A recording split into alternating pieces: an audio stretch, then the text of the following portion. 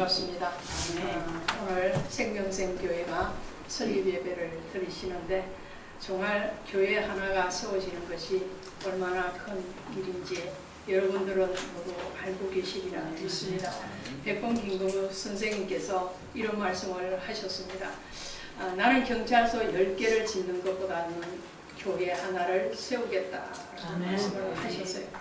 그만큼 교회를 통해서 하나님은 일을 하셨고 또 앞으로도 개인의 변화뿐만 아니라 모든 인류의 역사를 변화시키는 출발점은 교회인 줄로 믿습니다.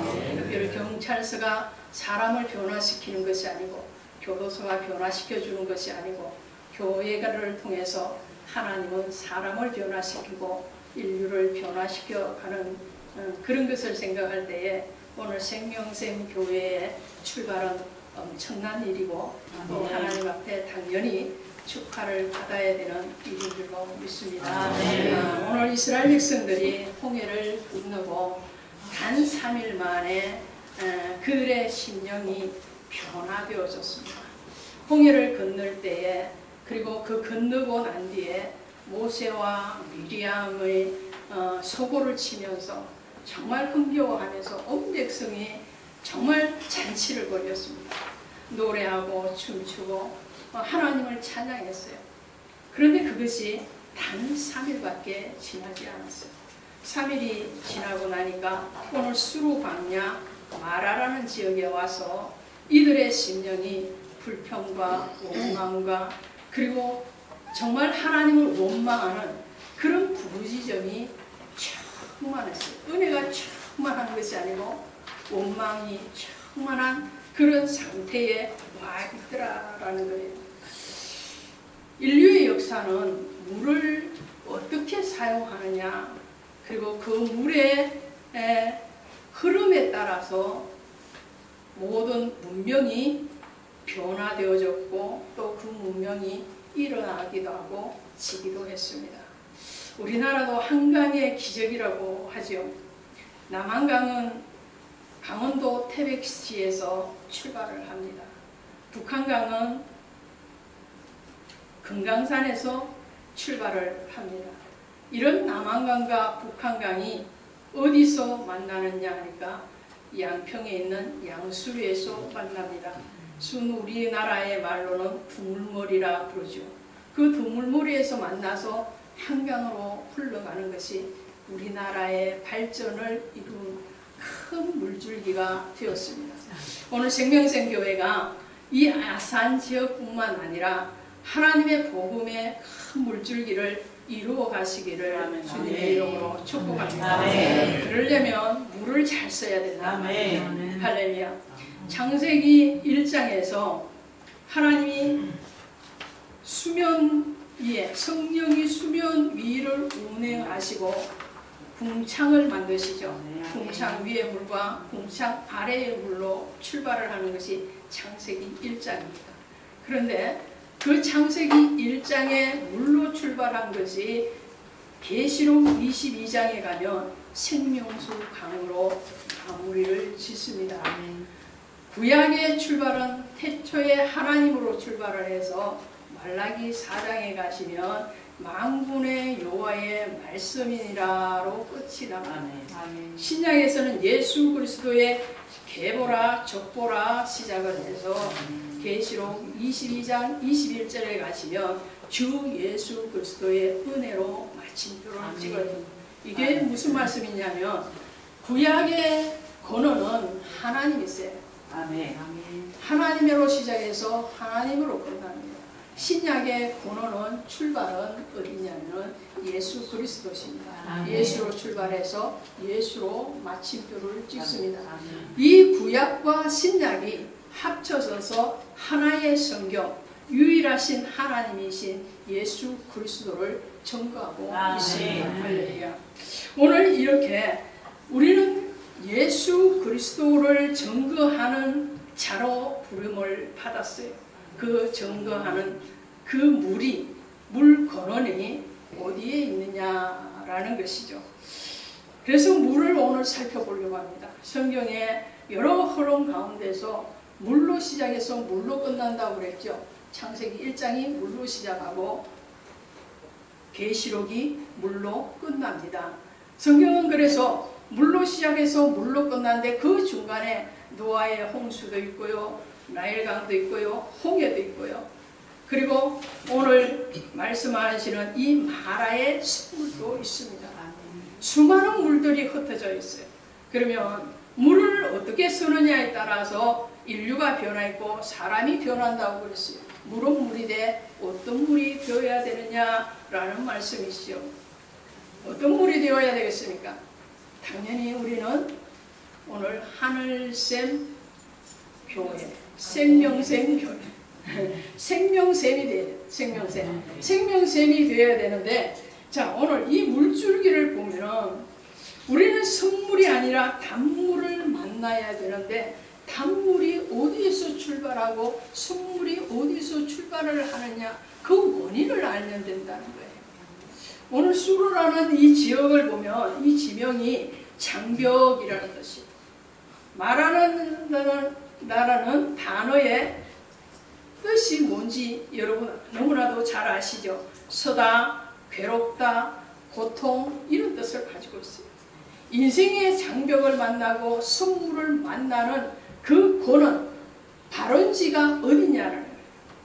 말하는 말 속에는 서다, 괴롭다, 고통, 이런 뜻뿐만 아니라 발원지, 수원지, 이런 뜻도 가지고 있어요.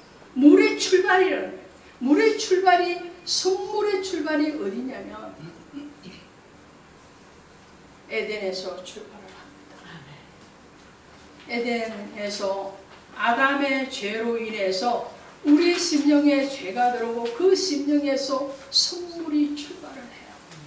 이스라엘 백성들이 원망하고 부러지는 그 출발이 어디에서요? 죄로부터 오는 거거든요. 그 죄의 근원을 바꿔주는 것, 그 죄의 뿌리를 뽑아주는 것, 그것이 교회가 해야 되는 일들인 줄 믿습니다. 그 일들을 어떻게 할 것인가? 오늘 모세는 이스라엘 백성들이 부르짖습니다. 원망의 소리입니다. 모세를 칭찬하고 찬양하는 게 아니에요. 하나님을 찬양하는 소리가 아니에요. 하나님을 원망하고 하나님이 세운 모세를 원망하고, 그리고 그 모세를 향해서 분노가 가득 차 있습니다. 그럼 이 시대에만 이런 분노와 원망이 넘쳐 흘렀던가요? 그런가요? 아니요. 지금도 합니다. 지금 분노를 조절을 하지 못하는 세대를 우리는 살아가고 있어요. 그래서 어린아이들이 잘못하는 것을 보면서도 눈 감고 갑니다. 왜 그렇습니까? 저 아이가 분노를 조절 못해서 어떻게 나에게 해를 끼칠지 모르기 때문에 모른 척하고 간다는 거예요. 교회 안에서도 마찬가지입니다. 분노와 질투와 원망의 소리가 함성을 찌르고 있음에도 불구하고 거기에 대해서 아무런 대책을 해주지 못하는 이 시대에 어떻게 할 것이냐는 거예요. 어떻게 하시겠습니까? 오늘 모세는 기도합니다. 할렐루야. 아멘. 기도합니다. 아멘. 모세가 기도를 해요. 기도할 때에 하나님께서 한 나무를 지시하시고 그 나무를 물에 던지니 선물이 단물이 되었더라. 할렐루야. 홍해를 건너고 모세를 통해서 하나님의 첫 번째 기여적이 바로 마라의 선물을 단물로 변화시킨 것이었어요. 열왕기하 2장에 가시면 엘리사가 물샘 하나를 고치는 사건이 일어나죠.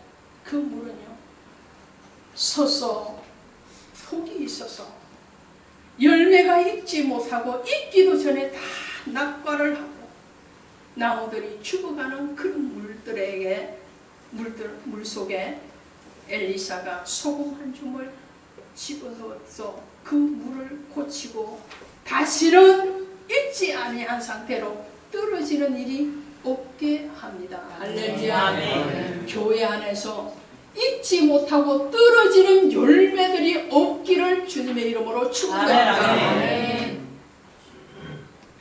교회에 들어왔는데 이거 지지를 하나,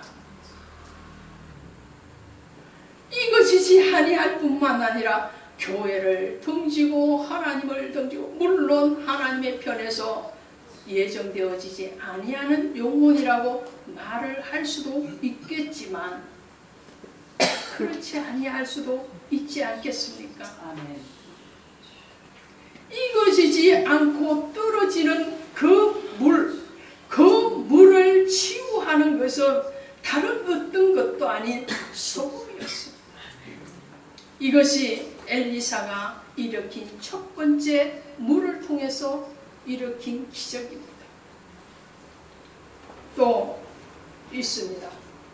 요한복음 2장에 가시면 예수님이 일으킨 첫 번째 기적이 물을 포도주로 만드는 것이었습니다. 할렐루야.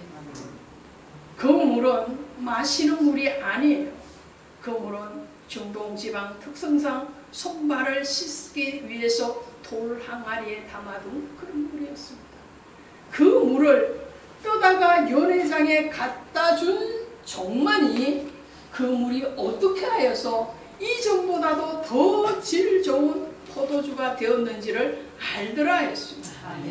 그럼 물을 변화시킨 이 세 사건을 통해서 우리는 무엇을 알 수 있겠습니까? 하나님이 광야에서 일으킨 첫 번째 기적이 물을 변화시키는 것입니다. 엘리사를 통해서 일으키신 첫 번째 기적도 물을 변화시키는 것입니다. 예수님을 통해서 첫 번째 일으킨 기적도 물을 변화시키는 거예요. 그 변화는 다른 어떤 것이 아니었습니다. 오늘 모세를 통해서 한 나뭇가지를 던지게 하신 그 나무는 십자가입니다.